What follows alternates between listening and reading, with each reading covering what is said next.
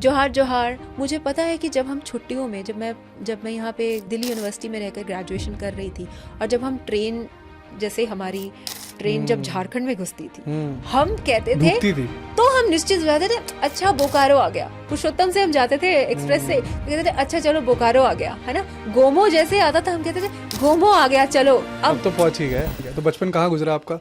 झारखंड। लेकिन मैं हमेशा बोलती हूँ कि मैंने एक छोटा भारत अपने छोटे से टाउन घाटशिला में ही देखा था। जैसा कि मैं आपसे ये जानना चाहता हूँ, ये जो टर्म है आदिवासी, ये कहाँ से आया? मुझे लगता है कि मैं आज यहाँ पे एक झारखंडी की तरह ही बोलूँगी जिसके लिए एक इमोशन है, एक बहुत ही डेरोगेटरी चीज़ हो जा रही है। एक कम्युनिटी जिसको आपको सम्मान से देखना चाहिए क्योंकि उनका अपना एक इतिहास है, अपने रीति रिवाज है, अपना एक सुंदर सब कुछ उनका दृष्टिकोण है। आदिवासी जो शब्द था वो वर्ड होता है जो आदिकाल से वास कर रहा है। ये 1930s के अराउंड के देन है। लेकिन एक नया शब्द ये है मूल निवासी का या मूलवासी का।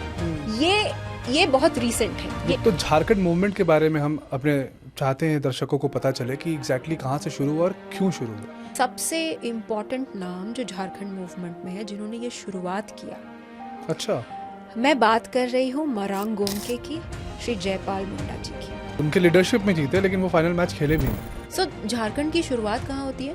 ये ना ऐसा नहीं है कि अभी 100 साल या 150 साल या 200 साल की कहानी, बट उन्होंने माना कि जब वादा किया हुआ है तो शायद निभाया भी जाए। लेकिन ठीक इसके उलट हुआ, वादा नहीं निभाया गया, विश्वासघात हुआ।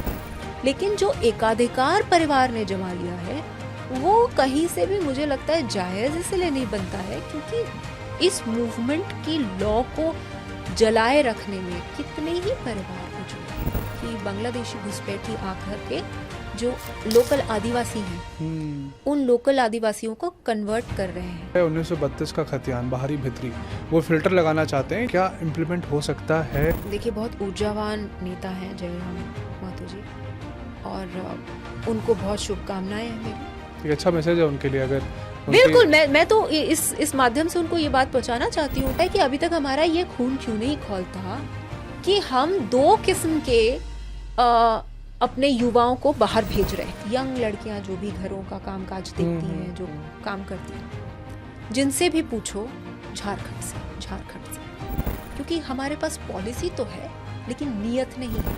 तो पारा शिक्षकों की यही कहानी है, आए दिन पॉलिसी चेंज। पहले का तो निस्तारण करो। आप आमाडूबी करके एक जगह है, वहाँ पे एक बहुत ही अच्छे प्रकार की पेंटिंग होती है, भारत की वो 10 खतरनाक जगहें जहां आपको नहीं जाना चाहिए, और उसमें 9वां या 10वां नंबर मेरे घाटशिला का। सारी नौकरियां यहीं आएंगी, सारे व्यापार, सारे सब कुछ आपके स्टेट में आएगा। इतना सुंदर स्टेट अभी होगा, फेमस होगा। लेट अस जस्ट होप, मैं फिंगर्स क्रॉस्ड रख रही हूं, होगा बिल्कुल। जोहार। झारखंड बहुत ही अच्छा राज्य है और हम सभी बहुत गर्व करते हैं एज अ झारखंडी कि हम उस प्रदेश से आते हैं। झारखंड के बारे में हमारी झारखंड की बेटी प्रिया शर्मा जी आज हमारे साथ पॉडकास्ट में है और सभी युवाओं को मैं एक रिक्वेस्ट करूंगा कि पूरा पॉडकास्ट देखें। अगर आपको समझना है कि असली झारखंड कहाँ से आया, झारखंड मूवमेंट कहाँ से आया, 1932 क्या होता है, असली मूलवासी कौन है, और झारखंड की क्रिएटिविटी जिसे हम लोकल फॉर वोकल कहते हैं, जो लोगों को कहा जाता है कि आप झारखंड की विशेषताएं बाहर दिखाएं, उन सब पे हमने बात करा है। प्रिया शर्मा जी जो जमशेदपुर घाटशिला से आती हैं, वो एक पॉलिटिकल एक्टिविस्ट हैं, सोशल वर्कर हैं और दिल्ली यूनिवर्सिटी में एक प्रोफेसर हैं। तो चलिए पूरे पॉडकास्ट को देखिए और समझिए कि हमारा असली झारखंड कैसा है और हम इसे कैसे बदल सकते हैं। जोहार।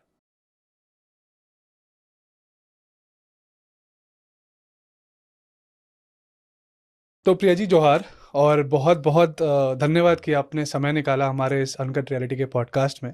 कैसा लग रहा है आपको यहाँ पे आकर? जोहार, आपका यहाँ मुझे इनवाइट करने के लिए आपका बहुत बहुत धन्यवाद। आपने जोहार जोहार 2 बार क्यों बोला? बचपन से ऐसे ही सुना है, मतलब अगर आप किसी को जोहार बोलते हैं तो सामने वाला और खुश होकर के आपको जोहार 2 बार बोलता है। मतलब वो एक रनिंग सैल्यूटेशन होता है एक तरीके से, कि आप चल रहे हैं तो बोले जोहार, तो आवाज लगाते हैं, तो जोहार जोहार ऐसे ऐसा होता है करके। झारखंड में? हाँ, मैंने तो बचपन से यही सुना है कि कभी भी रास्ता घाट में, जैसे पापा के साथ कभी जा रही होती हाँ थी, तो कभी कोई जोहार कह रहा है तो पापा भी यहाँ से जोहार जोहार कहते थे। कोई पापा अगर किसी को जोहार कह रहे हैं तो वो ऐसे ही जोहार जोहार आवाज लगाते थे। तो ये एक तरीके से ऐसा है जैसे कि आप किसी को ग्रीट करने के लिए राम, जैसे मैं आपको आयुष जी बोलूंगी तो मैं करूंगी राम आयुष जी, नहीं करेंगी राम राम आयुष जी। Correct correct. उसी प्रकार से दो दो बार कई बार बोलते हैं, तो एक थोड़ा सा जोर लगता है बस। समझ गया। तो बचपन कहाँ गुजरा आपका? झारखंड में ईस्ट सिंहभूम का जो हेडक्वार्टर है जमशेदपुर, उसी से 43 किलोमीटर दूर में घाटशिला नाम का एक छोटा सा टाउन है। वहाँ पे मेरा बचपन बीता है। तो आसपास वहीं पे पढ़ाई हुई, 12th तक वहीं, 11th-12th में तो जमशेदपुर चली गई थी। लेकिन मुसाबनी ये पूरा माइंस इलाका है। अच्छा। मेरा जो घाटशिला इलाका है वो वहाँ पे कॉपर माइंस है। आप मुसाबनी जाएंगे, वहाँ पे कॉपर माइंस के दूसरे यूनिट हैं। आप उसे थोड़ा और आगे मतलब दूसरे तरफ जाएंगे तो जादूगोड़ा आता है। तो जादूगोड़ा में कॉपर माइंस भी है और यूरेनियम माइंस भी है। तो ये पूरा इलाका अलग अलग छोटे छोटे टाउन से भरा पड़ा है और यहाँ पे सब कॉपर माइंस है और उसी के अराउंड टाउनशिप्स बसी हुई हैं। तो ये बहुत ही कॉस्मोपॉलिटन, बहुत ही ऐसा है कि हर भारत के हर क्षेत्र से लोग आकर बसते हैं। ज़्यादातर ट्रांसफरेबल जॉब थी उनकी, तो वो निकल जाते थे, कभी 4 साल 5 साल 6 साल के ट्रांसफ़र में आए हैं फिर चले गए। लेकिन मैं हमेशा बोलती हूँ कि मैंने एक छोटा भारत अपने छोटे से टाउन घाटशिला में ही देखा था। अच्छा। जहाँ पर आपको भारत के हर एक कोने के व्यक्ति वहाँ पर थे। मुझे लगता है इक्का दुक्का स्टेट्स ही बचे होंगे शायद जो नहीं होंगे। फिर जब मैं जमशेदपुर गई आगे 11th-12th की पढ़ाई करने के लिए, तो वहाँ पर तो वहाँ से जमशेदपुर 43, ये डिपेंड करता है, 2 रास्ते हैं जाने के। अगर मैं रेल का लाइन छोड़ दूं, अगर रोड का लाइन सोचूं तो 2 रास्ते हैं। तो जो सबसे छोटा रास्ता है हाईवे के थ्रू वो 43 किलोमीटर्स लगता है बस। वो अच्छा, मुझे तो बस ही लगता है वो बिल्कुल एक ही जगह, एक ही सब कुछ। आप एंजॉय करते हो पूरा ट्रैवल करना? मुझे बहुत अलग सी खुशी हो जाती है अगर मैं वहाँ पे पहुँच रही होती हूँ तो। एक तो अभी ये मानसून का सीज़न सबसे बेस्ट होता है वहाँ पे जाने के लिए। हर तरफ ऐसा लगता है जैसे पूरी धरती ने पूरी हरियाली की चादर ओढ़ ली है। बहुत सुंदर, बहुत सुंदर। अभी मैं घर से अभी होकर आई हूँ, तो बहुत सारी ऐसी जो जगहें छोटे से सुनते थे, जब मैं छोटी थी तब सुनते थे, जाना हो नहीं रहा होता था, लेकिन अब वहाँ पे गई। मुझे नहीं लगता है कि इस खूबसूरती के मामले में झारखंड से अच्छा कुछ भी है।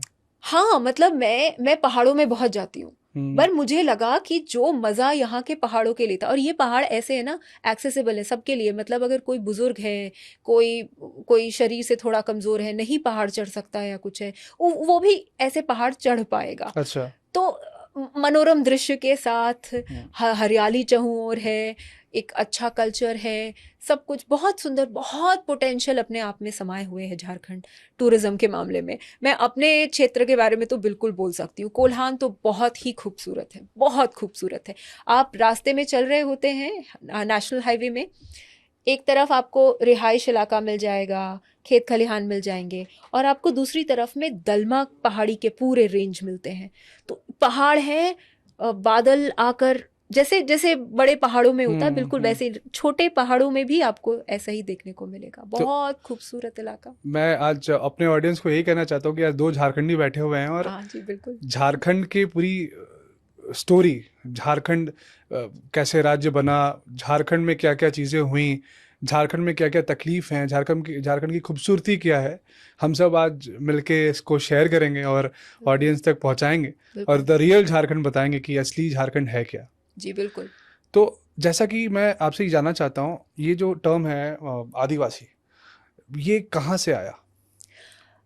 मैं आपके इस सवाल का जवाब देने से पहले आपको ये बोलूँगी आयुष जी कि आज हम दोनों झारखंडी बैठे हुए हैं। मुझे लगता है कि देखिए, मैं कोई एक्सपर्ट तो नहीं हूँ। मुझे लगता है कि किसी भी एक एरिया का एक्सपर्ट कोई बोलकर नहीं हो सकता है। उसके इतने आयाम होते हैं, उसमें इतने किस्म की कम्युनिटीज़ होती हैं, उनके रिचुअल्स, उनके रीति रिवाज, सब कुछ, उनका अपना इतिहास, सब कुछ इतना गहरा होता है कि हर चीज़ पर आपकी जो नब्ज़िया पकड़ होती है किसी एक व्यक्ति के बस की बात नहीं है। करेक्ट। तो हम यहाँ पे एक्सपर्ट्स की तरह नहीं बैठ सकते। मुझे लगता है कि मैं आज यहाँ पे एक झारखंडी की तरह ही बोलूंगी, बिल्कुल। जिसके लिए एक इमोशन है। मैं यहाँ दिल्ली में पढ़ी, मजबूरी थी, और इस बात पर भी मैं चाहती हूँ कि आप मुझसे जरूर सवाल पूछें, तो मैं आप नहीं पूछेंगे तो भी मैं जवाब दे दूंगी इसका। पूछूंगा, मैं खुद पढ़ा हूँ बाहर से। अच्छा, तो क्योंकि देखिए 12th के बाद ना, 12th आदमी कर लेता है, फिर ऑप्शन नहीं बचता हमारे पास। ऑप्शन नहीं बचता है, मजबूरी होती है दूर दूर जाने के लिए, पढ़ने के लिए। हम उसको ग्लोरीफाई कर रहे हैं आज, हम उसको बहुत महिमा मंडित करके बोल रहे हैं कि हमारा बच्चा बाहर पढ़ रहा है, ऐसा कर रहा है, वैसा कर रहा है। वो बच्चा जो बाहर पढ़ गया, फिर वो वहाँ जाता है तो उसके पास वहाँ पे भी नहीं वैसी नौकरियाँ हैं। वो मजबूर हो जाता है कि वो दूसरी जगह में रह करके अपनी पढ़ाई से जो भी उसने प्राप्त किया हुआ है उसकी सेवा वहाँ सोसाइटी को देने के लिए। मन बहुत मचल रहा होता है जब झारखंड जाती हूँ। इतना बढ़िया वहाँ का खाना है, ऑर्गेनिक सब्जियाँ, सस्ते, वहाँ की सब लोकल सब्जियाँ मुझे पसंद है। इतनी वैरायटी की सब्जियाँ मुझे यहाँ दिल्ली में हार्डली मिल रही होती हैं। वो भी सारे केमिकल फर्टिलाइजर। हाँ, और वहाँ पे आप देखेंगे कि कोई भी अपने बागान में, जो एक बगीचा हो गया, बागान हो गया, वहाँ पे जो भी लोकली उगा रहा है वो लेकर आ जाता है। संडे मार्केट होता है, कोई हर एक जगह का अपना मार्केट का दिन है, वहाँ वो लेकर के आता है, सब्जियाँ बेचता है, वो सब ऑर्गेनिक है। Correct. और इतने सस्ती सब्जियां हैं। तो आप वहाँ पे बहुत हाँ बहुत नहीं सस्ती है वो, सच में अगर आप देखेंगे दिल्ली के हिसाब से तो वहाँ बहुत अच्छा, वहाँ पे पानी अच्छा है, वहाँ पे सब्जी अच्छी है, बहुत बढ़िया, क्वालिटी ऑफ लाइफ बहुत बढ़िया है। लेकिन क्या एवेन्यूज है मेरे पास? अगर मैं चाहूँगी कि वहाँ पे कोई, जैसे मैं शिक्षा के क्षेत्र में हूँ, मैं चाहती हूँ कि मैं वहाँ पर पढ़ाऊँ किसी बहुत प्रतिष्ठित यूनिवर्सिटी में या कुछ है, कितने हम बना पाए? झारखंड जिस दृष्टि के साथ, जिस दृष्टिकोण के साथ शुरू हुआ था ये मूवमेंट, कि हमें झारखंड को एक ऐसा प्रदेश बनाना है जो समावेशी हो और एक नया आयाम, एक नई इबारत गढ़ दे, एक नए ऊंचाइयों के साथ हमने जो सोचा था। क्या हम वो सक्सेसफुल हो पाए? मैं तो सीधे लेटर पे आपको लिख कर दे सकती हूँ, बिल्कुल नहीं। क्या रीजंस है? बहुत रीजंस हैं। ये तो सेक्टर वाइज हमको डिस्कस करना पड़ेगा, मुझे लगता है। ये एक मैं ऐसे 2-3-4 लाइन में नहीं ख़त्म कर सकती। लेकिन हाँ, मुझे पता है कि जब हम छुट्टियों में, जब मैं यहाँ पे दिल्ली यूनिवर्सिटी में रहकर ग्रेजुएशन कर रही थी, और जब हम ट्रेन, जैसे हमारी ट्रेन जब झारखंड में घुसती थी, हम कहते थे नहीं वो डुबती थी, हाँ ये कहते हैं, हाँ जब ट्रेन ढुका रहा है ना वहाँ पे हमारे स्टेट में, तो हम निश्चित हो जाते थे, अच्छा बोकारो आ गया। पुरुषोत्तम से हम जाते थे एक्सप्रेस से, तो कहते थे अच्छा चलो बोकारो आ गया, है ना। गोमो जैसे आता था, हम कहते थे गोमो आ गया, चलो अब तो पहुंच ही गए। हम खड़े रहते थे, हम बहुत रहते थे, कितने ट्रेन लेट हो रही है, कितने नहीं, गोमो आ गया, चलो बैठ जाओ, अब घर आ गए। और जैसे जैसे करीब आते थे जमशेदपुर के, तब अलग सी खुशी होती थी। मेरे हाँ वही अलग खुशी है। हम मजबूर है इतने दूर रहकर काम करने के लिए। मैं ऐसा नहीं कह रही हूँ कि समाज के व्यक्ति को वहीं पर रहकर वहीं सब कुछ करना चाहिए, दूसरे जगह ना जाए, वहाँ के समाज को पोषित ना करे, मैं ऐसा नहीं कह रही हूँ। लेकिन जिसका मन कर रहा है उसको, उसके लिए एवेन्यूज तो होने चाहिए। करेक्ट, मैं मानता हूँ। आज हम यहाँ शूट कर रहे हैं अपने शहर से बाहर। हाँ, ये देखिए कितनी बड़ी विडंबना है। अगर यहाँ वहाँ हमारी फैसिलिटीज हो तो हम वहाँ करेंगे, कितना अच्छा लगेगा।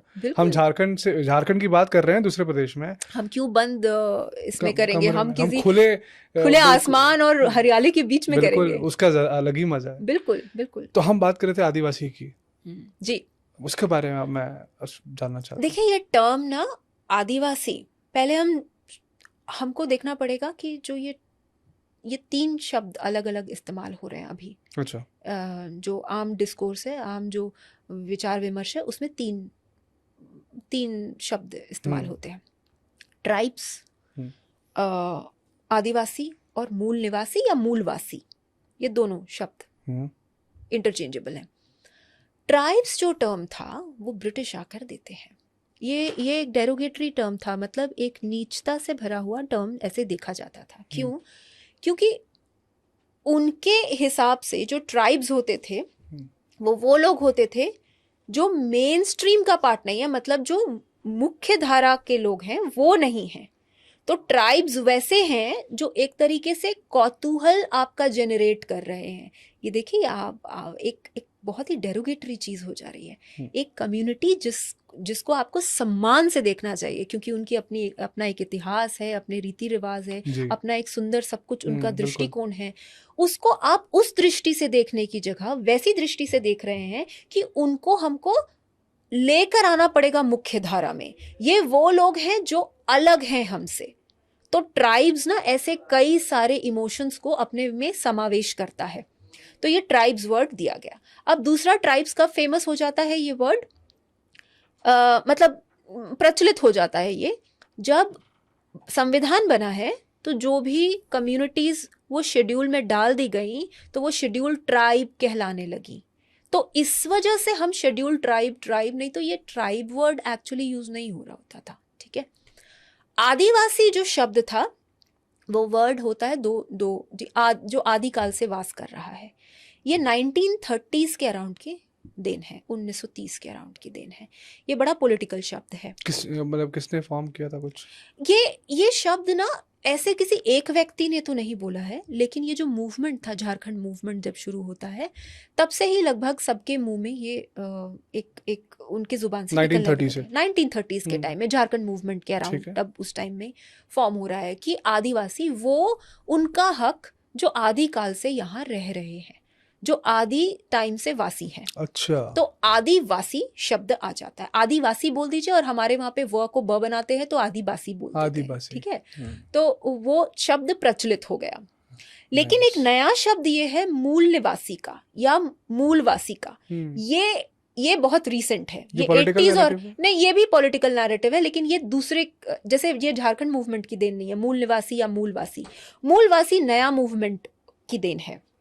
जैसे जो लिटरेचर, जो आदिवासी लिटरेचर है या जो भी एक मूवमेंट है कंट्री में 80s और 90s के टाइम में, हम न्यू सोशल मूवमेंट्स कहते हैं उसको। नए किस्म के सोशल मूवमेंट्स आने लगे थे, सामाजिक जो क्रांति थी उसी की उपज है, ये उसी की देन है, जहां मूल निवासी या मूलवासी शब्द का प्रचलन शुरू हो गया।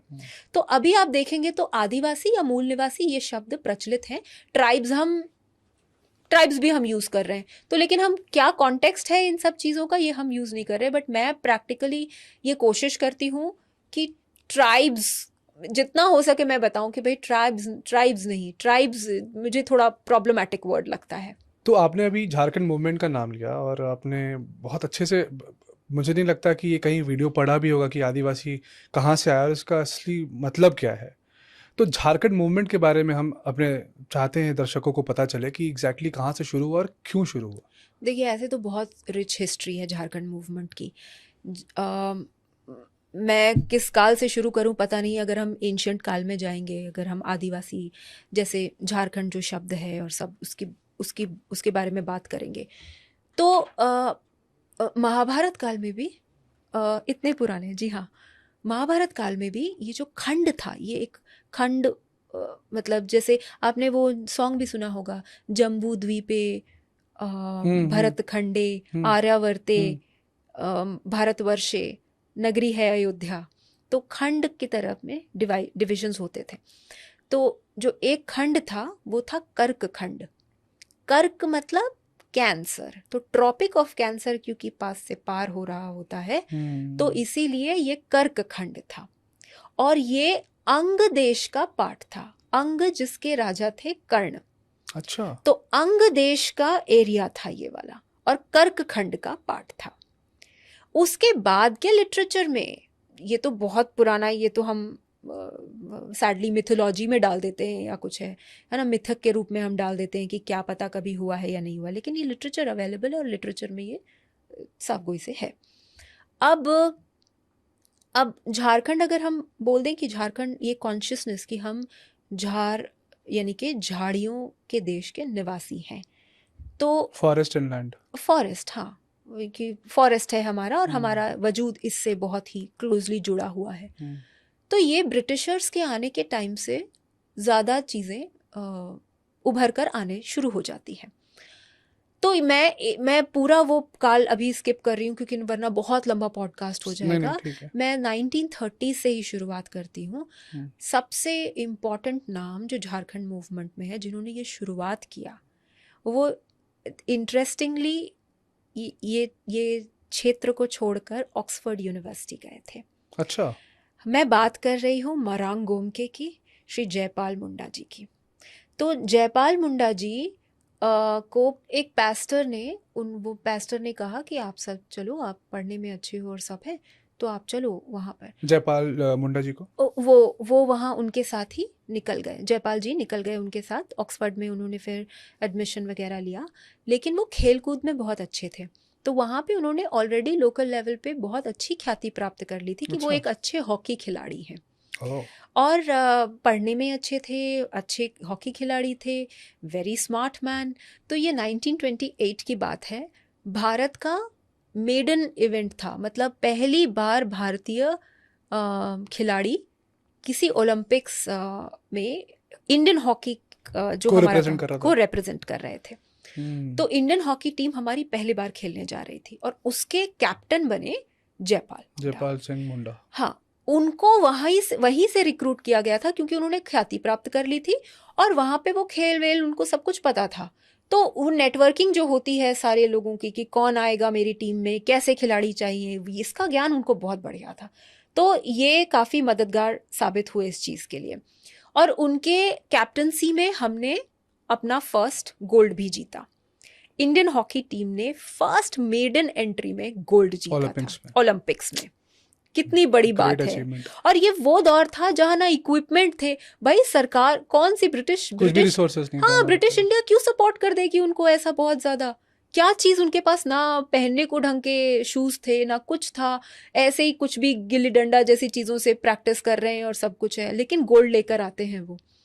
लेकिन एक इंटरेस्टिंग बात है कि जयपाल जी के कैप्टनसी में हमने गोल्ड तो जीता, लेकिन जो फाइनल मैच था जिसने हमें गोल्ड जिताया उसमें वो नहीं खेले थे। अच्छा।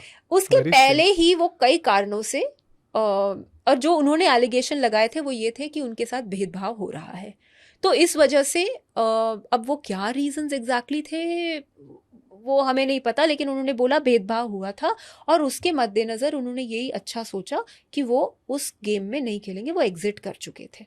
लेकिन कैप्टनसी उनकी थी क्योंकि उन्होंने सब कुछ सेट किया था। उन्होंने कौन खिलाड़ी कब खेलेगा कब नहीं, किस पोजीशन में रहेगा, ये सारा कुछ ये फैक्ट शायद मुझे नहीं लगता लोग जानते भी होंगे कि फाइनल तो हम जीते लेकिन उनके लीडरशिप में जीते, लेकिन वो फाइनल मैच खेले भी नहीं। हाँ, वो उन्होंने नहीं खेला था। लेकिन देखिए इससे दो चीज़ें निकल कर आती हैं। एक तो कि उनको ये भान हो चुका था कि उनके खिलाफ जो भेदभाव हो रहा है वो अगर उस लेवल पे हो रहा है तो नीचे जो लेवल है उस पे कितना होगा। वो वापस आते हैं भारत। उन्होंने फिर मोहन बगान जो है आप इतना बंगाल में वो इतना बड़ा नाम जो है मोहन बगान, फुटबॉल के लिए मोहन बगान फेमस है, लेकिन जो हॉकी टीम थी वो एसोसिएशन है, वो कई खेलों को प्रमोट कर रहा होता था। तो जो हॉकी टीम थी उसके अंडर में वो जयपाल जी ने शुरुआत की थी उसकी। अच्छा। और उसमें खूब फला फूला वो सब कुछ है।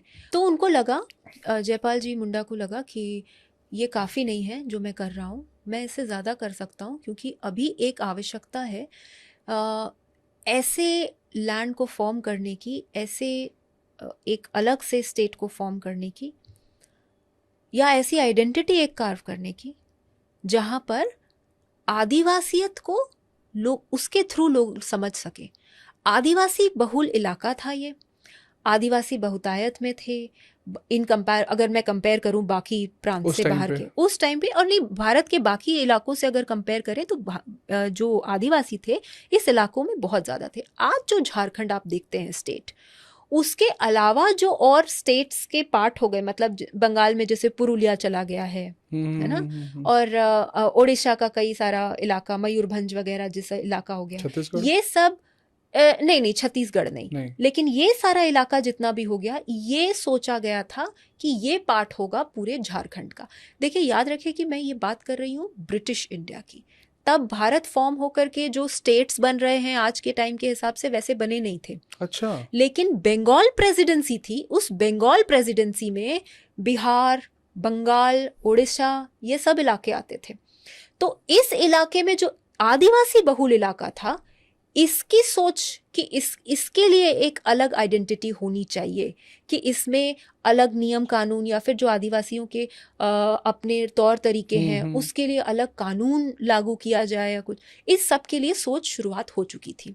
तो उन्होंने आदिवासी महासभा की शुरुआत की 1939 में। अच्छा। जी हाँ। और यही आगे चल करके जब कॉन्स्टिट्यूएंट असेंबली फॉर्म हुई, वो आपको पता ही है कि एक सभा फॉर्म हुई थी जिसने हमारे कॉन्स्टिट्यूशन को बनाया, संविधान को बनाया। तो संविधान सभा जो थी उसके एक मेंबर थे जयपाल जी मुंडा। अच्छा। और उसके तहत उन्होंने ये बोला, ये बहुत स्टेडफास्ट थे अपने रिजॉल्व में, वो बहुत ही दृढ़ प्रतिज्ञा लेकर के रखे हुए थे कि नहीं, आदिवासियों को उनका हक उसके थ्रू दिलवाने की, क्योंकि ऑलरेडी आदिवासी महासभा को फॉर्म हुए कई दिन हो चुके थे। तो कैसे चलना है इस राह पर, कैसे मांगे उठानी है, कैसे उसको धरातल पर लेकर आना है, ये उनको पता था। और उन्होंने यही सब चीज़ों के लिए शेड्यूल कास्ट का प्रोविजन के लिए उन्होंने शुरुआत किया था ये इस चीज़ का। किस बात का? झारखंड। यस, हाँ। आज के अगर आप जेएमएम को देख रहे हैं, वो एक तरीके से ऑफशूट है उसी मूवमेंट का। मूवमेंट वही शुरू हो रहा है। मैं ये नहीं कह रही कि उसके पहले मूवमेंट नहीं हो रहा है, बहुत सारे आंदोलन हो रहे हैं। किसी ने सोचा झारखंड एक हाँ, अलग उलगुलान ले लीजिए आप। हाँ, आप अलग अलग, हाँ, आप बहुत सारे आंदोलन ले लीजिए। वो सब आंदोलन का एक निचोड़ था आदिवासी महासभा, जो कि 1939 में फॉर्म होता है। अब यहाँ से फिर शुरुआत हो जाती है और इनको आगे अपॉर्चुनिटी भी मिलती है, ये संविधान सभा के मेंबर भी बनते हैं। सो झारखंड की शुरुआत कहाँ होती है? ये ना, ऐसा नहीं है कि अभी 100 साल या 150 साल या 200 साल की कहानी है। झारखंड एक आइडिया कि ये इस इलाके में झारखंड है बोलकर, इसका जिक्र बहुत सारे लिटरेचर में यहाँ वहाँ मिलता है। देखिए, ये पुरातन काल में ना अंग देश का पाठ हुआ करता था। अंग जिसके राजा थे कर्ण, महाभारत के अनुसार, ठीक है। और इस पूरे खंड को कर्क खंड मानते थे। कर्क इसलिए क्योंकि कैंसर का हिंदी नाम कर्क होता है, और कैंसर, ट्रॉपिक ऑफ कैंसर जो है, जो कर्क लाइन है, वो यहाँ से पार हो रही होती है पास से। तो इसीलिए इसका कर्क खंड नाम है इस पूरे इलाके का, पूरा इलाका जो हो गया। अब जो आइडिया है झारखंड का, ये आइडिया, ओरिजिनल आइडिया जो था कि झारखंड स्टेट क्या होगा, वो कई सारे स्टेट्स जो आज बन चुके हैं उसमें से कई सारे कुछ डिस्ट्रिक्ट्स निकाल करके बनता। बंगाल से कुछ डिस्ट्रिक्ट्स, बिहार से कुछ डिस्ट्रिक्ट्स, उड़ीसा से कुछ डिस्ट्रिक्ट, और मध्य प्रदेश से कुछ डिस्ट्रिक्ट, और पूरा का पूरा झारखंड तो था ही। ये लार्जर आइडिया था झारखंड का कि झारखंड ऐसे होगा। तो जब वापस आ गए थे ऑक्सफोर्ड से और बंगाल प्रेसिडेंसी में नौकरी करने लगे थे जयपाल जी मुंडा, तब उनको लगा कि ऐसे तो नहीं चलेगा, डिस्क्रिमिनेशन हुआ है और एक आदिवासियत की फीलिंग हमको जगानी पड़ेगी। तो उन्होंने ये मूवमेंट शुरू किया। इंटरेस्टिंग बात है, उनकी आदिवासियत का जो आइडिया था, उनके द्वारा स्टार्ट किया हुआ जो मूवमेंट था और उनकी पार्टी थी, उसमें उन्होंने अच्छी खासी जगह दी थी लोकल मारवाड़ीज और पंजाबीज को भी। अच्छा। तो जो ये नैरेटिव है कि आदिवासियत सिर्फ उसकी जो मुखालफत करेंगे वो सिर्फ आदिवासी लोग ही होंगे, ऐसा नहीं था। उनके खुद की पार्टी में ऐसे बहुत सारे लोग थे जिनको आज बोला जाता है कि ये तो बाहरी है, बाहरी भितरी वाला जो डिबेट होता है हमारा। तो ऐसा हुआ कि उन्होंने आदिवासी महासभा फॉर्म किया 1939 में। तो आदिवासी महासभा फिर धीरे धीरे आगे चल करके झारखंड पार्टी में तब्दील हो जाता है। ये एक थोड़े तरीके से मिलिटेंट आइडिया था, और छोटे छोटे कई दलों को मिलाकर और उनकी आइडियोलॉजीज और उन सबको मिला करके एक ऐसा सभा, एक प्लेटफॉर्म दिया गया, महासभा इसलिए नाम दिया गया, आदिवासी महासभा। तो इसके बाद फिर आगे जैसे ही संविधान सभा जब फॉर्म होती है तो उसके मेंबर बनते हैं जयपाल जी मुंडा। अच्छा। उससे उन्होंने बहुत कोशिश की कि आदिवासियत को जगह दिला पाएं संविधान में, लेकिन अब उनकी मांग जो थी कि हमारे झारखंड के लिए एक अलग राज्य होना चाहिए, वो तब तक फुलफिल हुई नहीं थी। 1955 का जो स्टेट्स रीऑर्गेनाइजेशन कमीशन था, उसके तहत उन्होंने बड़ी कोशिश की कि एक अलग आइडेंटिटी हमारी कार्व हो जाए। प्रॉब्लम थी कि उस टाइम जो भी स्टेट्स जो फॉर्म हो रहे थे वो लिंग्विस्टिक लाइन पे थे, मतलब भाषाई तर्ज पर बनाए जा रहे थे। झारखंड की अपनी भाषा क्या, इसको लेकर बहुत प्रॉब्लम थी उस टाइम भी, स्टार्टिंग में। क्योंकि देखिए आप आदिवासी समुदाय ले लीजिए, तो आदिवासी कोई एक ऐसी कम्युनिटी नहीं है जिसकी एक भाषा है या एक तौर तरीके या एक रीति रिवाज है। ये कई समूह हैं, कई ट्राइब्स हैं, कई समूह हैं, उनके अपनी भाषाएं हैं, अपनी स्क्रिप्ट भी है। मेरी भाभी अभी फिलहाल ओल्ची की भाषा सीखने की बड़ी कोशिश कर रही थी, तो सांथाल जो मुंडारी भाषा है उनकी, सांथालों की, उसकी जो स्क्रिप्ट है, तो जो लिपि है वो ओल्ची की है। तो इसी प्रकार से हर हो ट्राइब है, ओरांव ट्राइब है, सबकी अपनी अपनी भाषा, सब भाषाएं हैं झारखंड के अंदर। तो एक भाषा कौन सी होगी? भाषाई तर्ज पे तो नहीं हो सकता था, ये आदिवासियत के तर्ज पे हो सकता था, लेकिन अब उसको प्रूव करने की बारी थी। तो संघर्ष हमेशा से चलता रहा। अब ये इंटरेस्टिंग मोड इसलिए लेता है क्योंकि इलेक्शन होता है बिहार में, और उसमें आदिवासी पार्टी जो है, झारखंड पार्टी जो है, जो आदिवासी महासभा का ऑफशूट थी, मतलब आदिवासी महासभा बाद में झारखंड पार्टी बनती है, उसको आते हैं 33 सीट, काफ़ी थे वो बिहार विधानसभा के लिए। तो यहाँ से फिर शुरुआत होती है कि हमें अलग स्टेट चाहिए, हमें अलग स्टेट चाहिए। 1963 में जयपाल जी मुंडा ने, आपको ये बहुत जानकर मज़ा आएगा ये सुनकर, उन्होंने एक अलायंस फॉर्म किया कांग्रेस के साथ, इस शर्त पर कि कांग्रेस झारखंड का निर्माण जल्द से जल्द करके देगी।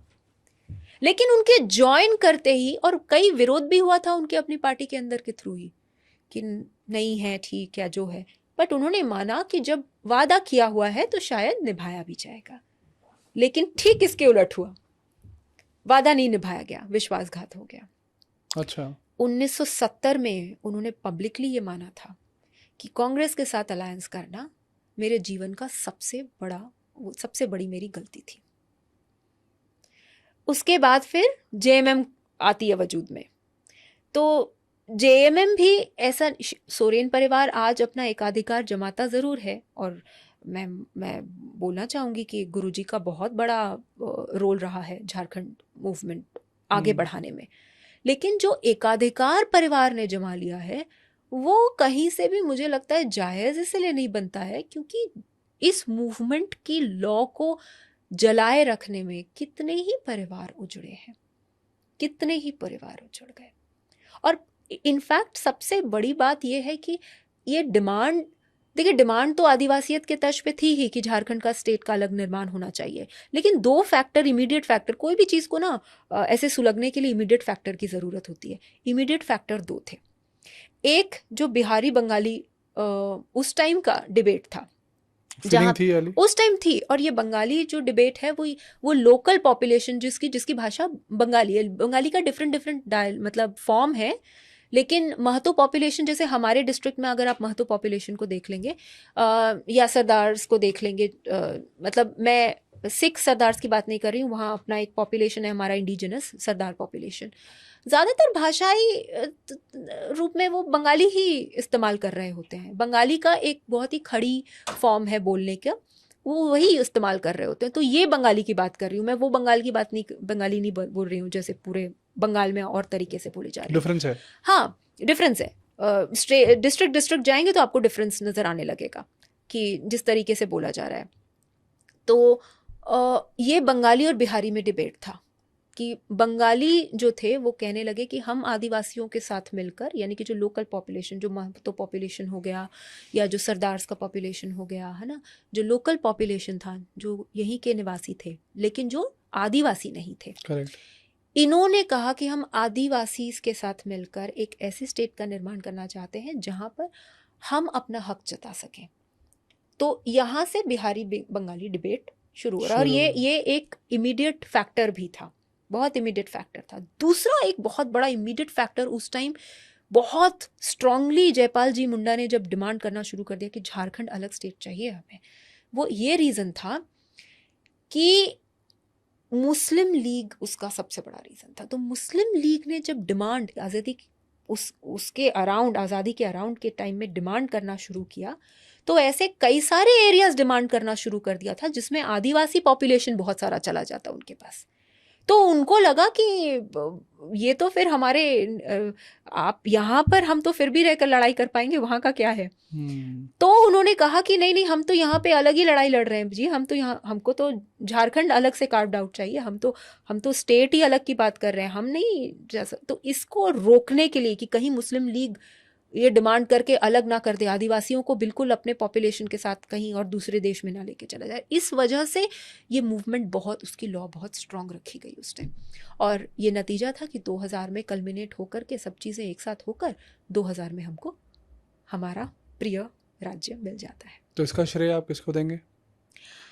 उन सारे शहीदों को जिन्होंने उस वक्त, जब उनको किसी भी प्रकार से किसी स्टेट की सहायता नहीं, कुछ नहीं, सिर्फ और सिर्फ समुदाय का सहारा था। और कई मामलों में तो समुदाय का भी सहारा नहीं हो पाता है, क्योंकि अगर समुदाय के पास बहुत कुछ नहीं है तो वो किस तरीके से आपकी मदद करेंगे। उन्होंने जो अपना जीवन न्योछावर किया, सड़कों पर उतरे, अपना बिना कोई पर्सनल इंटरेस्ट के, बिना कोई, सिर्फ एक प्रदेश, आदिवासियत की लॉ जला करके रखनी है। अपनी और उस पहचान। आदिवासियत में आपको मैं फिर से बोलना चाहती हूँ, वो आदिवासियत बहुत इंक्लूसिव आदिवासियत थी। और इसका मतलब ये नहीं है कि आदिवासी समुदाय के जो अधिकार हैं, जो हक की लड़ाई जो थी, वो भूल रहे, नहीं, वही प्राइम था। लेकिन इसका मतलब ये नहीं था कि कोई और जुड़ना चाहता था तो उसको इसीलिए अलग कर दें कि आप आदिवासी नहीं हैं। मैंने जैसे पहले ही आपको कहा कि आदिवासियों के साथ में जो लोकल नॉन आदिवासी थे वो भी जुड़ते गए साथ में, चाहे वो महतो पॉपुलेशन हो या सरदार कम्युनिटी का पॉपुलेशन हो, या जो लोकल और कितने ही प्रकार के कास्ट होते हैं, गोप होते हैं हमारे यहाँ, बहुत बहुत अलग अलग प्रकार के सबको एक कास्ट है। एक मतलब ऑफर तो नहीं कहूंगा, मतलब एक अपॉर्चुनिटी दी कि मिलके एक अलग राज्य बनाते। तो उन्होंने खुद आगे बढ़ करके ये अपॉर्चुनिटी, उनको ऐसा नहीं कि अपॉर्चुनिटी ऑफर की जा रही थी, वो खुद बढ़कर कह रहे थे कि हमारा भी मुद्दा हमें आगे रखना है, हमारे भी अधिकार हमें चाहिए। तो अभी अगर आप देखिए झारखंड में इलेक्शंस आने वाले हैं जी। और इलेक्शन का एक बहुत ही बड़ा मुद्दा सारी पॉलिटिकल पार्टीज, और इनफैक्ट मैं बोलूँगा जो नए पॉलिटिकल पार्टीज आई हैं, जो अभी उभर के वहाँ पे आ रहे हैं झारखंड में, तो उनका एक ही नैरेटिव है 1932 का खतियान, बाहरी भितरी, वो फिल्टर लगाना चाहते हैं। इसका क्या इंपॉर्टेंस रोल है और ये क्या इम्प्लीमेंट हो सकता है भी या नहीं? देखिए, इम्प्लीमेंटेशन के लिए ये ज़रूरी होगा कि पहले तो समीक्षा करेगी सुप्रीम कोर्ट की बेंच, 9 जजेस की बेंच होनी चाहिए। उसके बाद फिर ये समीक्षा होगी, उसके बाद ही ये 7 या 9 जजेस की बेंच होनी चाहिए। उसके बाद ये 9th शेड्यूल। देखिए, 9th शेड्यूल में अगर एक बार चला जाएगा तो फिर पॉसिबिलिटी नहीं है कि ये वापस हो सकेगा, रोल हो सकेगा। लेकिन जो अभी पास हुआ है कि 1932 कि हमने तो पास कर लिया, अब हम केंद्र सरकार के हवाले आगे कर देते हैं कि वो करेंगे या नहीं करेंगे। कोई भी लॉ जब पास होता है तो एक वायबिलिटी फैक्टर होता है, उसको आपको देखना पड़ेगा। मतलब कि क्या ये यूनिफॉर्मली, मतलब करा जा सकता है, लागू किया जा सकता है या नहीं किया जा सकता। जैसे मैं आती हूँ कोल्हान एरिया से, ठीक है? आप भी खतियानी हैं? हाँ बिल्कुल। अरे मेरे दादाजी तो बहुत बहुत पहले आए थे, ब्रिटिश। हाँ बिल्कुल बिल्कुल, हमारे तो घर जमीन सब कुछ वही है। तो आपके अंदर भी वो फीलिंग है बाहरी भीतरी वाली? नहीं, मैं कह रही हूँ, देखिए बहुत सारा, मैं आपको इसी चीज में आगे अभी बढ़कर बता रही हूँ कि क्या प्रॉब्लम्स है यहाँ पर। हमारे पूरे झारखंड को हम 5 खंडों में डिवाइड करते हैं, करेक्ट? ठीक है। तो CNT एक्ट जो है वो 4 एरियाज में लगता है, संथाल परगना में नहीं लगता है, वहाँ SPT लगता है। अच्छा। 5 खंड क्या हो गए? संथाल परगना हो गया, पलामू हो गया, छोटा नागपुर के 2 एरिया हैं, नॉर्थ छोटा नागपुर और साउथ छोटा नागपुर, और एक हो गया कोल्हान एरिया। कोल्हान एरिया में हमारे एरिया आते हैं पूर्वी सिंहभूम, पश्चिमी सिंहभूम और सरायकेला खरसावा। अच्छा। अब ये पूरा जो एरिया है कोल्हान एरिया, इसमें ब्रिटिश काल में सरायकेला खरसावा के जो राज परिवार था, उनके पास ही सरायकेला खरसावा को पूरी की पूरी जमीन थी। तो पूरे 4 खंड जो हो गए, सांथाल परगना को छोड़ के वहाँ CNT एक्ट लागू होता है, और जो सांथाल परगना हो गया वहाँ पे SPT लागू होता है। अब ये जो खतियान की बात है 1932 की, ये दिक्कत यहाँ पर ये है कि अलग अलग खंडों में अलग अलग टाइम में सर्वे हुआ है लैंड का। ब्रिटिश काल में हुआ था, लेकिन वो ड्यूरेशन था। अब जो 1932 का बना रहे हैं, इस हिसाब से तो कोल्हान का कोई भी व्यक्ति क्वालिफाई नहीं करेगा।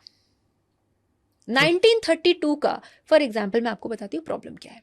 कोल्हान जैसे आज के टाइम के जो जिले हैं वो 3 जिलों को मिलाकर के कोल्हान खंड बनता है। पूर्वी सिंहभूम, पश्चिमी सिंहभूम और सरायकेला खरसावा। सरायकेला खरसावा में सरायकेला खरसावा के राज परिवार का राज था, और उस टाइम वो, ये ब्रिटिश काल की बात कर रही हूँ, और उन्हीं के पास वो पूरी का पूरा जमीन का जो मालिकाना हक है वो उनका था।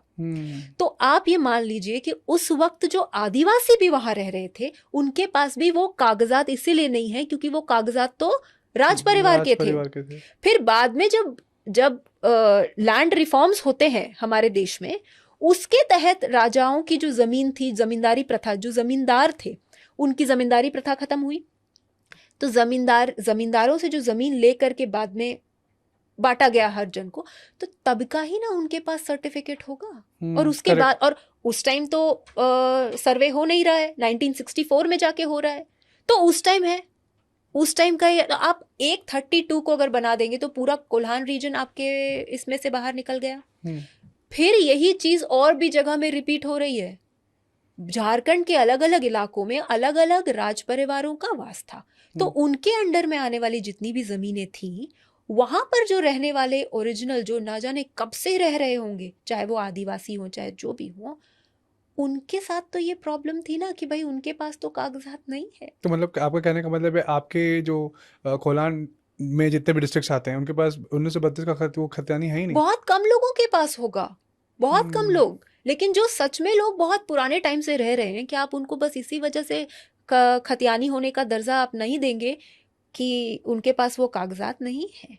वो तो प्रूव करके रह रहे हैं भाई, उनका रिचुअल, उनकी आदिवासियत, उनके समाज, उनके सब लोग जान रहे हैं कि ये तो इतने पुराने पुश्तों से यहाँ रह रहे हैं, लेकिन कागज नहीं है, वो दिखा नहीं सकते ना। और ये नॉलेज बहुत लोगों के लिए, स्पेशली जो हमारे यूथ है जो वीडियोस डाल देते हैं, बस देखे शेयर कर देते हैं, उनके लिए इंपॉर्टेंट है कि at least they should know the fact कि क्या असलियत चल रहा है ग्राउंड पे। देखिए बहुत प्रॉब्लम है उस 1932 में, यही तो रीजन है ना। देखिए इसलिए अप्रूव नहीं कर रहा उसको। जब झारखंड का राज्य बना था, तो सबसे पहले हमारे मुख्यमंत्री बाबूलाल मरांडी जी हुए।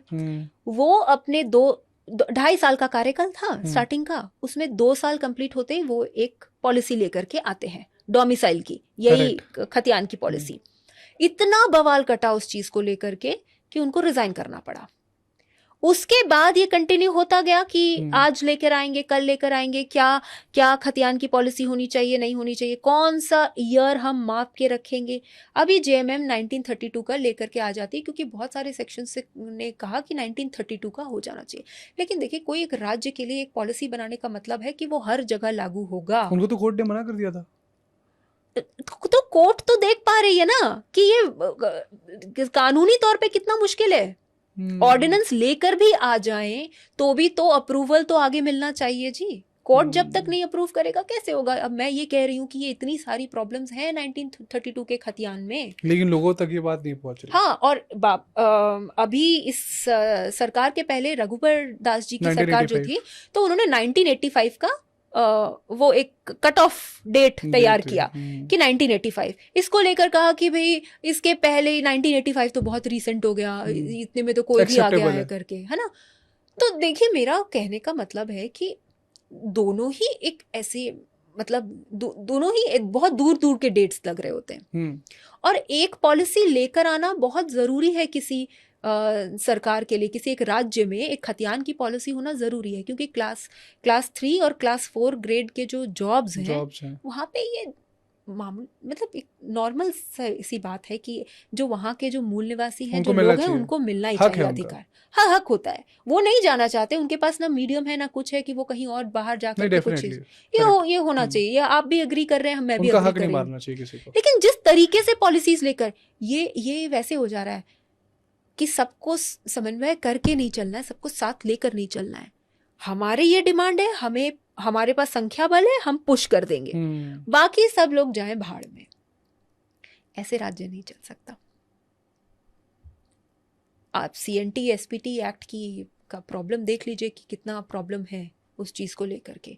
CNT संथाल परगना को छोड़कर बाकी 4 खंड जो हो गए झारखंड के, वहाँ पे CNT एक्ट लागू होता है। ये ब्रिटिश काल के टाइम का बनाया हुआ एक्ट है और ये कंटिन्यू होता रहा, ठीक है। SPT एक्ट क्या है? स्पेसिफिक टू संथाल परगना है, संथाल अच्छा। परगना टेनेंसी एक्ट, SPT उनके लिए टेनेंसी अलग एक्ट है, है, बिल्कुल अलग है। क्यों? क्योंकि इनके रीति रिवाज अलग है। आपने सुना होगा अभी बहुत ज़्यादा उछल रही है बातें कि बांग्लादेशी घुसपैठी आकर के जो लोकल आदिवासी हैं उन लोकल आदिवासियों को कन्वर्ट कर रहे हैं। अच्छा, तो आप ये बताइए कि ऐसे कन्वर्ट कैसे कोई कर सकता है ये ना? कन्वर्जन चल रहा है? डायरेक्ट नहीं, बहुत ही तरीके से और लॉ का इस्तेमाल करके। तो इसमें गवर्नमेंट सपोर्ट कर रही है? नहीं नहीं, अब वो गवर्नमेंट सपोर्ट कर रही है नहीं कर रही है ये मैं छोड़ देती हूँ। मैं पहले आपको बता रही हूँ कि लॉ का कैसे इस्तेमाल हो रहा है, कैसा बेजा फायदा उठाया जा रहा है। SPT एक्ट इसीलिए संथाल परगना के लिए अलग बनाया गया था क्योंकि वहाँ के रीति रिवाज अलग थे। रीति रिवाज वहाँ क्या कहते हैं कि जब प्रॉपर्टी ट्रांसफर होती है तो प्रॉपर्टी बेटे को नहीं जमाई को होती है। ये एक्ट कहता है। यस, ये बहुत ही अनोखा उनका अपना सिस्टम है कि अपनी प्रॉपर्टी जमाई को होगी। तो बेटी तो आदिवासी है, उससे जो भी शादी कर रहा है XYZ उसको जानी ही है, लॉ के तहत उसको प्रॉपर्टी जाएगी ही जाएगी। SPT एक्ट भी कहता है कि आदिवासी को ट्रांसफर कर रहा है ना। लेकिन लॉ ये भी तो कह रहा है कि जो आपके ट्रेडिशनल लॉ है कि यानी कि आप जो जमाई को ट्रांसफर कर रहे हैं तो जमाई से ये थोड़ा ना, वो तो अज्यूम कर रहे थे कि आदिवासी से ही शादी कर रहे हैं तो उसी को ट्रांसफर हो रहा है। अच्छा, अब वो घुसपैठी जो आ रहे हैं वो शादी कर रहे हैं आदिवासी लड़कियों से। हाँ, और वो ट्रांसफर हो जा रहा है, तो मालिकाना हक मूल जमीन निवासी का। हो जा रहे हैं। हाँ, वो है नहीं आदिवासी, नहीं, वो तो साफ तौर पर बांग्लादेशी घुसपैठी हैं, वो तो हमारे देश के ही नहीं है, लेकिन वो आराम से जमीन पा ले रहे हैं, मालिकाना हक उनका हो रहा है। तो लॉ का कैसा बेचा फायदा हो रहा है, उठाया जा रहा है। CNT एक्ट में भी क्या है कि आदिवासी, ये असल में ये प्रोटेक्ट करने के लिए किया गया था क्योंकि जो आदिवासी समुदाय था निश्चल निष्पाप सिंपल समुदाय था जिसको इतने दांव पेच नहीं खेलने आ रहे होते थे। तो उनके प्रोटेक्शन के लिए ब्रिटिशर्स ने भी ये लागू कर दिया था कि इस तरीके से जंगल ज़मीन जो भी है वो सुरक्षित रहेगा कि आदिवासी को ही बेच सकता है ज़मीन अपनी, गैर आदिवासी को नहीं बेच सकता है। तो SC और ST दोनों समुदाय के लिए था ये। और जो लोकल SC ST समुदाय था कि आपको एक ही रैयत थाना का होना पड़ेगा तभी आप जमीन बेच सकते हैं, वरना आपको ऊपर से परमिशन लेना है और परमिशन DC की चाहिए तभी आप बेच पाएंगे, नहीं तो नहीं। OBC के लिए, लोकल जो OBC समुदाय है उसके लिए क्या था, बैकवर्ड कम्युनिटी के लिए, कि आप एक ही रैयत थाना नहीं चले, मतलब उसका दायरा बढ़ा करके एक ही रैयत डिस्ट्रिक्ट, एक डिस्ट्रिक्ट एक ही रैयत का वो होता है, इसलिए हम डिस्ट्रिक्ट कमिश्नर वो कहते हैं, डिस्ट्रिक्ट कलेक्टर भी कहते हैं उसको, जो हेड होता है डिस्ट्रिक्ट का। तो वो रैयती डिस्ट्रिक्ट, वो रैयती जिला जो है वो बैकवर्ड के लिए लागू हो रहा था और जो रैयती थाना था वो लागू हो रहा था SC और ST समुदाय के लिए। तो ये आइडियली प्रोटेक्शन के लिए था, लेकिन इसके लेकर के बहुत सारी प्रॉब्लम्स आ चुकी हैं। मिसयूज हो रहा है।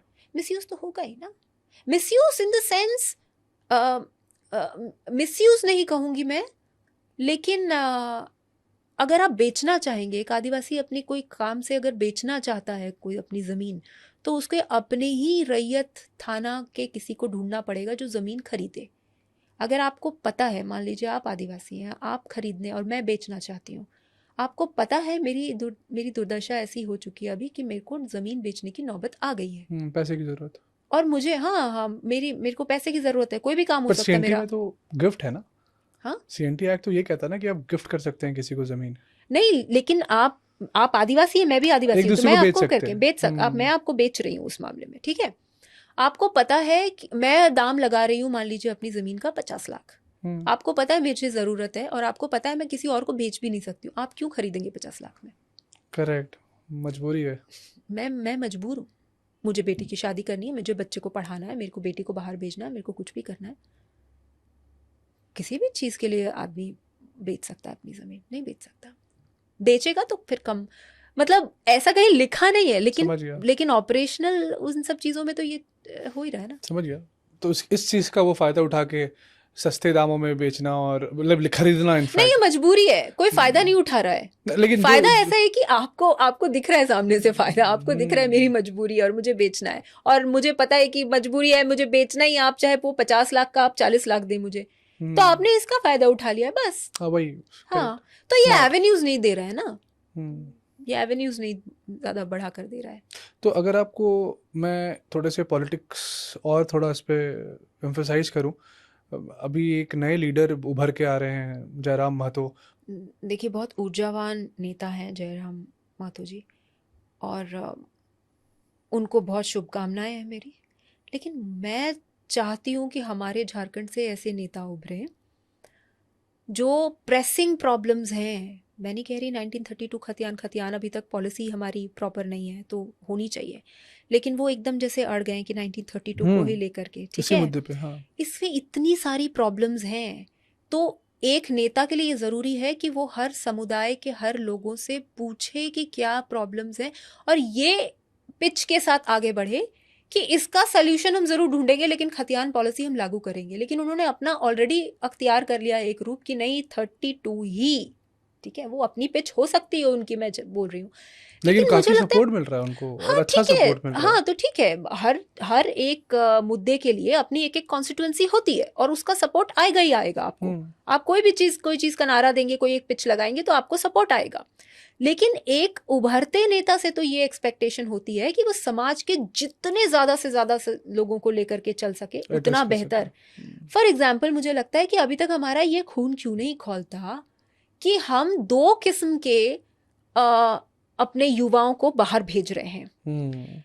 एक वो तबका है जो अच्छा अकोमोडेशन और अच्छा एजुकेशन सब कुछ अपने लिए पा सकता है, तो वो तो अच्छे स्कूलों में पढ़ बढ़ कर बाहर चला जाता है और वो अच्छी नौकरियां कर लेता है, तड़पता जरूर है वो वापस आने के लिए, लेकिन वो आ नहीं पाता, लेकिन फिर भी वो बाहर जाके अच्छा कर रहा है और अच्छा रह रहा है, अच्छा खा रहा है, अच्छे अच्छे पोजीशंस में। लेकिन आप यकीन मानिए, मैं दिल्ली यूनिवर्सिटी में रहकर पढ़ी हूँ, तो मैं नॉर्थ कैंपस में थी। घरों में ज़्यादातर काम करने वाली जितनी भी यंग लड़कियां जो भी घरों का काम काज देखती हैं, जो काम करती, जिनसे भी पूछो झारखंड से। मैं खुद कोशिश करती थी कि मैं 4 काम अपने खुद कर लूँ, क्योंकि मुझे बहुत खराब लगता था, क्योंकि जब उसे मैं दीदी कहती थी ना, तो मुझे लगता था कि ये मेरी है अपनी, है ना। ये अपने स्टेट से इतने दूर आप आए हैं अपना स्टेट छोड़कर, तो आपका अपने स्टेट का कोई मिलता है तो आपको लगता है अरे दीदी भैया सब अपनापन लगता है ना। और मैं देख रही हूँ वो सुबह से लेकर रात तक खट रही है, उसके बाद भी उसको कोई और एक्स्ट्रा काम आ गया, कुछ हो गया तो उसमें भी वो खट रही है। और आपने देखा होगा आए दिन ट्विटर पे कि कई बार ऐसा होता है कि जो डोमेस्टिक हेल्प होते हैं, जो घर में काम करने वाली होती है, उन पे कितना अत्याचार हो रहा होता है, और कोई ना कोई उसे जा करके समाज सेवी उसे छुड़ाता है, लेकिन पता चलता है कहाँ से है, वो झारखंड से है। माना कि जो ऑलरेडी एस्टैब्लिश्ड नेता हो चुके हैं, वो शायद उनको लगता है कि ये पिचिंग करेंगे तो शायद कोई नहीं सुने या कुछ है, लेकिन एक युवा नेता से तो बहुत एक्सपेक्टेशन है। अच्छा मैसेज है उनके लिए। अगर बिल्कुल, मैं तो इस माध्यम से उनको ये बात पहुंचाना चाहती हूँ कि आप अगर आगे बढ़कर युवा नेता बन रहे हैं तो युवा सोच के साथ भी जरूर बढ़िए। खतियान की पॉलिसी हमारे स्टेट को चाहिए, लेकिन उससे भी ज्यादा जो चाहिए और जो त्वरित चाहिए हमें, वो ये है कि हम अपने उन लोगों को कैसे बचाएं जो बाहर आकर पीड़ित हो रहे हैं, जिनको जलाया जा रहा है, तकलीफ दिया जा रहा है, कई बार उनकी लाश वापस लाने को पैसे नहीं होते हैं लोगों को, कई बार मिलते नहीं, उनका शरीर गायब कर दिया जा रहा है। मिसयूज करते हैं हमारे स्टेट का। वो गरीब की आवाज है, वो कौन सुनेगा? कोई नहीं सुनेगा। वो माना कि बहुत छोटा पॉपुलेशन है या कुछ है, लेकिन क्यों ऐसा होना चाहिए कि वो व्यक्ति बाहर आकर इतनी तड़प के साथ अपनी जिंदगी गुजार रहा है, और वो इसीलिए गुजार रहा है कि चंद पैसे मिलेंगे तो वो अपने घर 2 रुपए भेज सकता है। नहीं, मुझे एक इंसिडेंट याद है और मुझे बहुत बुरा लगा था और मेरी बहस भी हुई थी। यहीं कहीं बाहर किसी ने बोला था कि मुझे फ़ोन किया कि भाई आप झारखंड से हो, इसलिए मैं आपको फ़ोन कर रहा हूँ। आपके यहाँ मेड्स आती हैं हमारे घर पे काम करने के लिए, सपोर्ट करने के लिए, तो कोई रेफरेंस अगर आपका हो वहाँ पे तो आप बताइएगा। हम उनको फ़्लाइट का टिकट ये सब कर देंगे, बट हम चाहते हैं कि वहाँ आपकी मेड्स आए। तो तकलीफ़ हुआ कि झारखंड अगर आप कॉल करवा रहे हो तो मेड्स के लिए करवा रहे हो। मेड्स के लिए और वही। हमारे स्टेट में मैं सबसे एक ही रिक्वेस्ट करूँगा कि हम सबको एक आवाज़ बनना पड़ेगा, सारे युवाओं का स्पेशली। अगर हम नहीं बनेंगे जो बाहर रह रहे हैं ना, तब तक देश तो ठीक है, हमारा स्टेट प्रदेश नहीं बदलेगा। बिल्कुल, मैं वही आपको कह रही हूँ, 2 किस्म के युवा बाहर जा रहे हैं। एक जो बहुत पढ़े लिखे हैं और जो अपने लिए बहुत कुछ हासिल कर पा रहे हैं।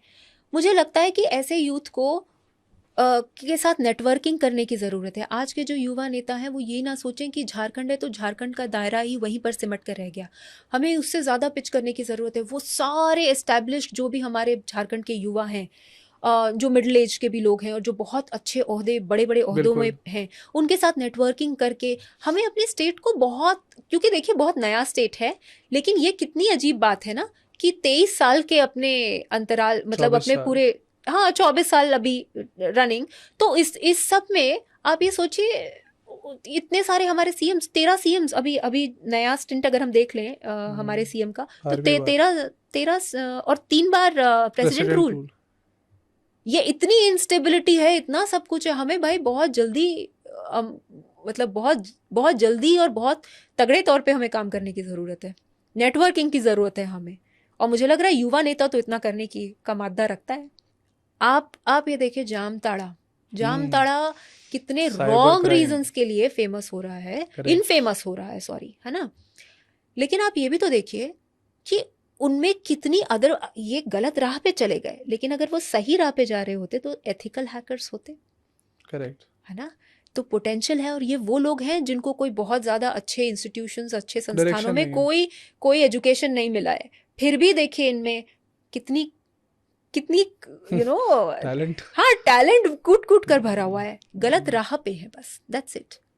तो अगर सही राह दे, अगर इंस्टीट्यूशनलाइज किया जाए उन सब टैलेंट को, उस टैलेंट को, स्पोर्ट्स का एग्जाम्पल ले लीजिए भाई। स्पोर्ट्स को आपको अब 2% पॉपुलेशन है हरियाणा के, लेकिन सारे मेडल्स उनके पास आ जाते हैं। लेकिन मैंने आपको स्टार्टिंग में ही अभी पॉडकास्ट के बताया था कि जो फर्स्ट इंडियन हॉकी का गोल्ड मेडल है वो हमारे ही धरती के युवक के कैप्टनसी में आता है। तो यहाँ पे बहुत सारा पोटेंशियल है। दीपिका कुमारी की अगर मैं बात कर लूँ, उस टैलेंट को ढूंढ कर तराशा गया था। अर्जुन मुंडा जी की वाइफ थी, उन्होंने देखा था शायद ऐसा टैलेंट, और उनको लगा बहुत इसमें टैलेंट कूट कूट कर भरा हुआ है, इसे तराशा जाए तो कुछ आगे अच्छा हो सकता है। अच्छा हुआ, कॉमनवेल्थ गेम्स में उन्होंने मेडल्स जीते।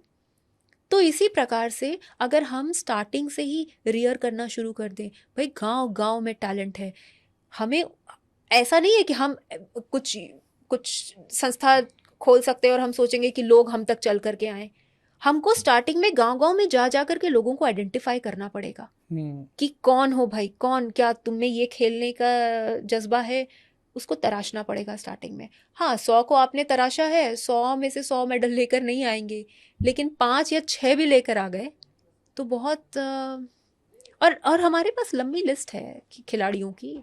लकड़ा brothers, brother and sister duo, ये फेमस रहे हैं कितने हॉकी में। तो ऐसे बहुत सारा टैलेंट है।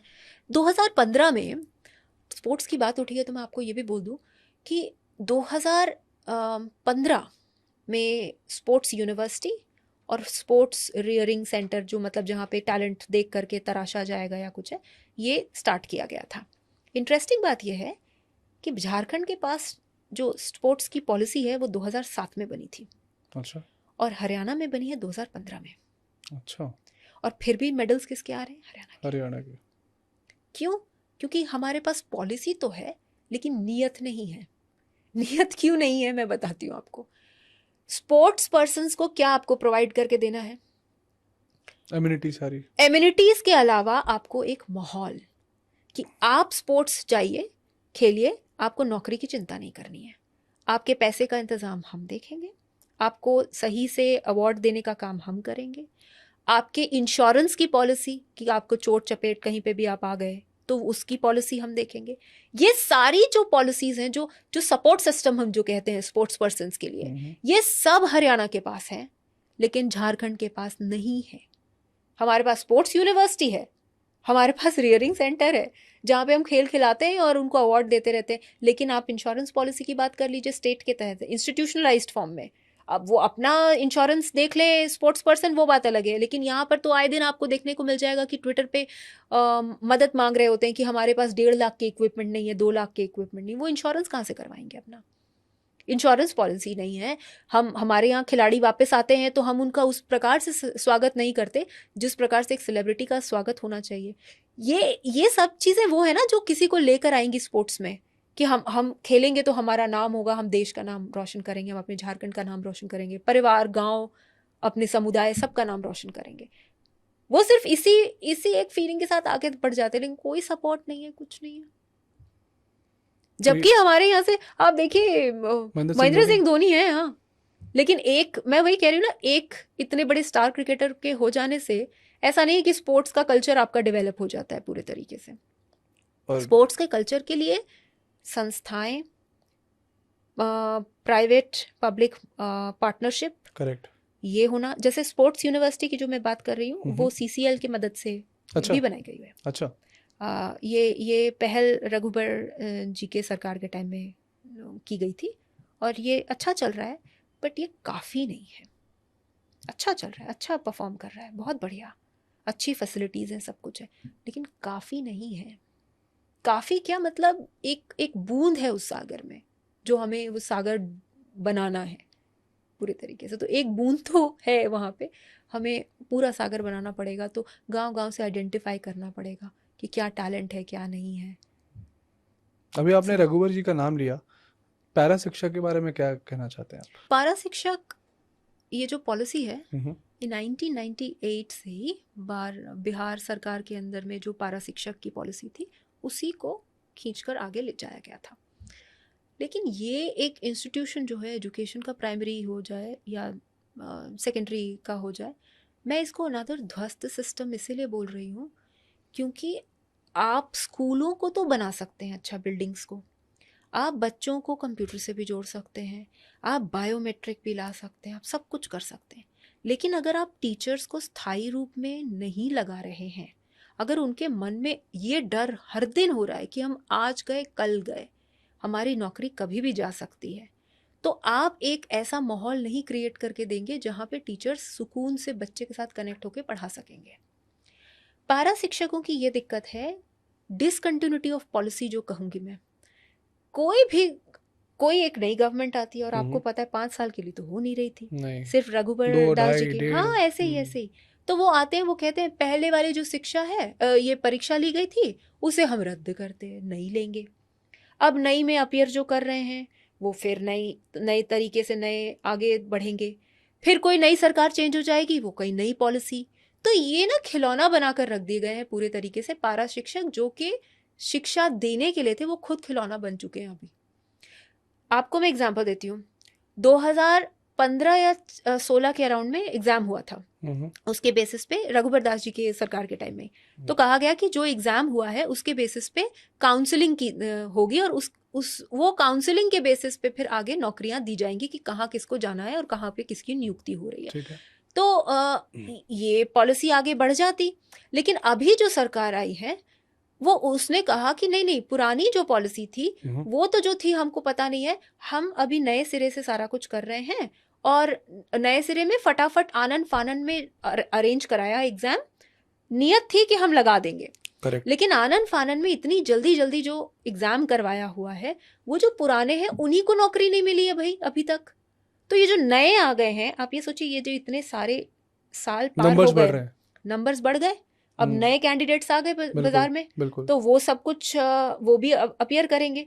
अब ये 2 लॉट जो तैयार हो गया है उसको आप एडजस्ट कैसे करेंगे? नए वालों को तो आपने नौकरियां दे दी, पुराने वालों का क्या? तो बात गई सुप्रीम कोर्ट में। अब सुप्रीम कोर्ट, आप सोचिए कब सुनवाई होगी उस केस की, कब रिजल्ट आएगा, कब सब चीजें होंगी। उसके अभी चुनाव है थोड़े दिन बाद, आचार संहिता लागू हो जाएगा, चुनाव आएगा, उसके बाद का भी हमको रिजल्ट का नहीं पता है, वो भी क्या डिसीजन लेंगे नहीं ले। तो पैरा शिक्षकों की यही कहानी है, आए दिन पॉलिसी चेंज। पहले का तो निस्तारण करो आप, पहले को तो आप अरेंज करके कहीं पे भी नौकरियां दे दो, उसके बाद आप आगे बढ़ना। लेकिन उनके वो लाइफ के साथ खेल रहे हैं। 5 साल 6 साल नए लोग आ जाते हैं हम्म। कंपटीशन के सेक्टर में। आप उन सब लोगों के साथ पुराने लोगों का कंपटीशन करवा रहे हैं।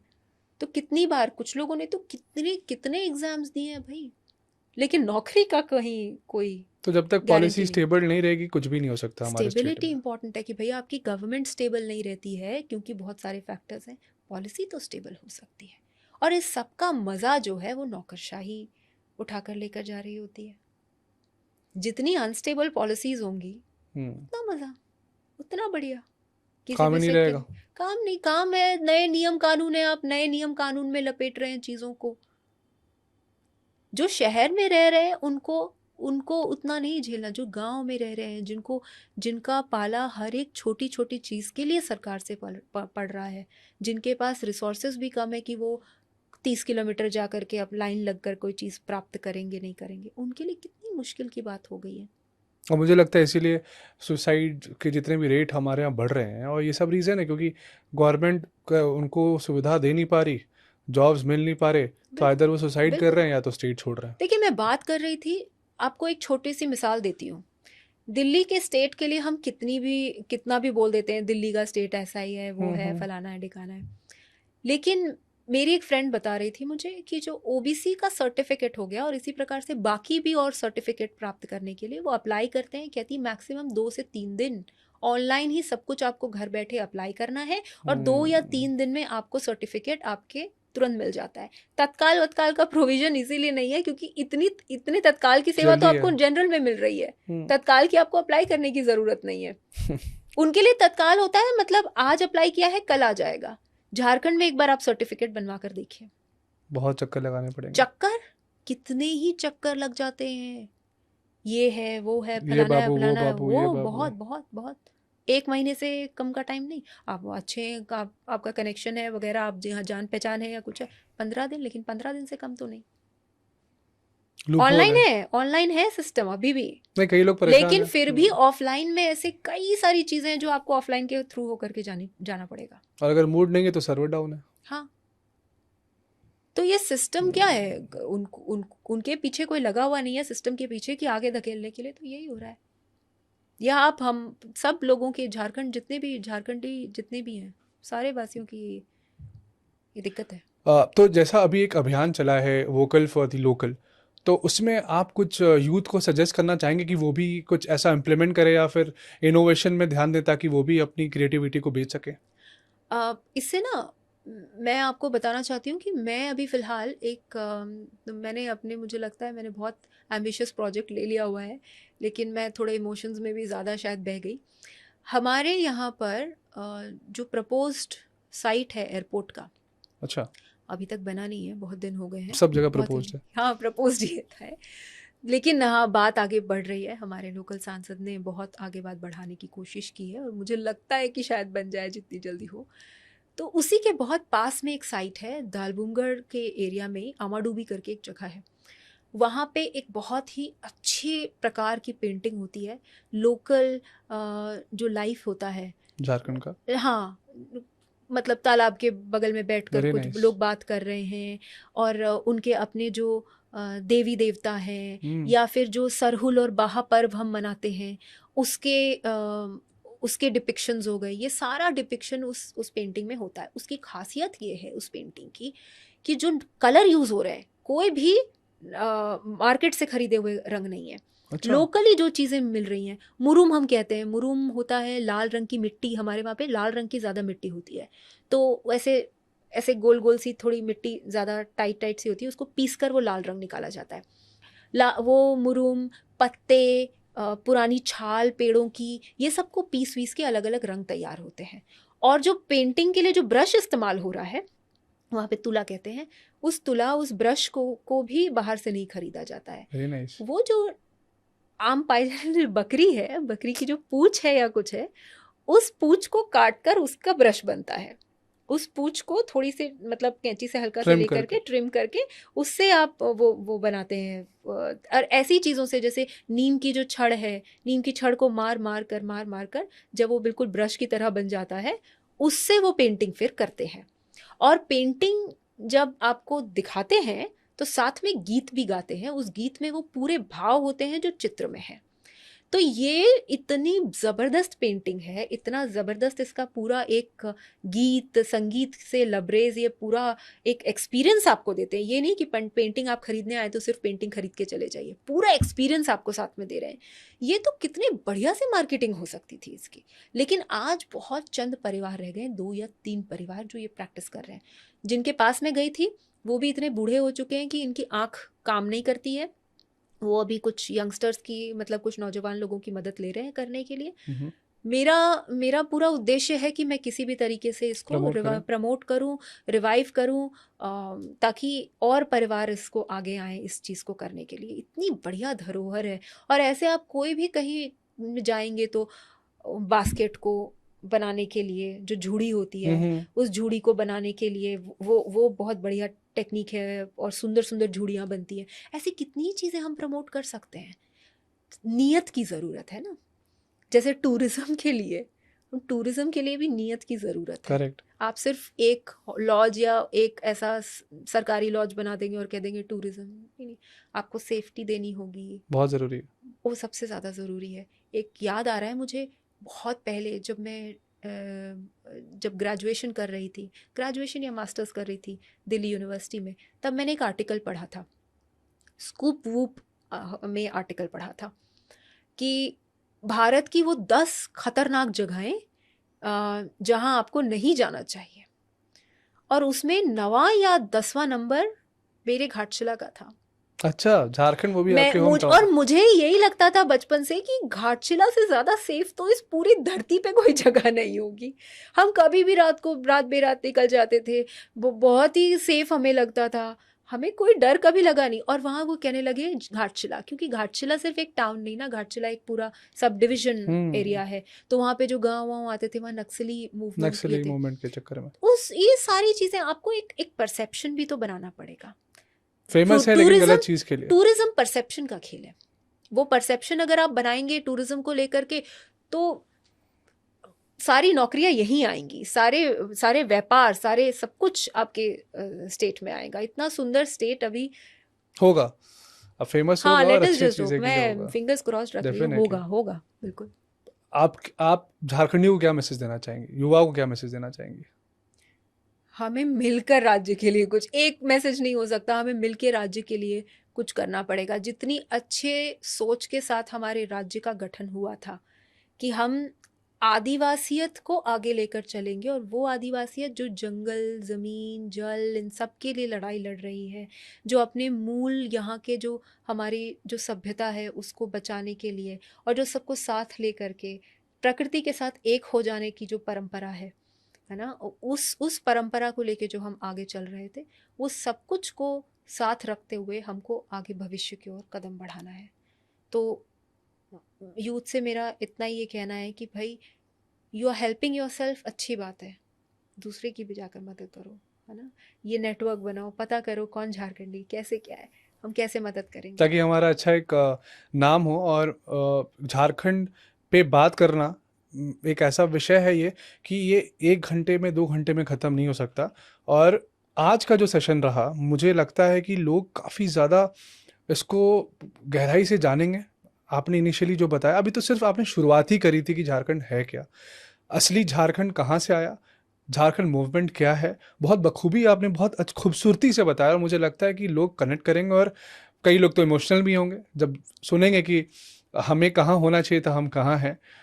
मैं उम्मीद करता हूँ लोगों से कि वो क्वेश्चंस अपने कमेंट बॉक्स पे करेंगे, और इसका जो हम सीरीज़ 2 बनाएंगे, सेकंड पार्ट जो भी हम रिलीज़ करेंगे, उसमें हम झारखंड की और इकोनॉमिक टर्म्स में, और अगर हम बात करें इंडस्ट्रियलाइजेशन की तरफ ज़्यादा फोकस करके यूथ कैसे रोज़गार की तरफ बढ़ सके, उस पर हम डिस्कस करेंगे। तो आज के लिए बहुत बहुत शुक्रिया, और आपका बहुत बहुत धन्यवाद कि आपने हमें समय दिया। जोहार जोहार। जोहार जोहार।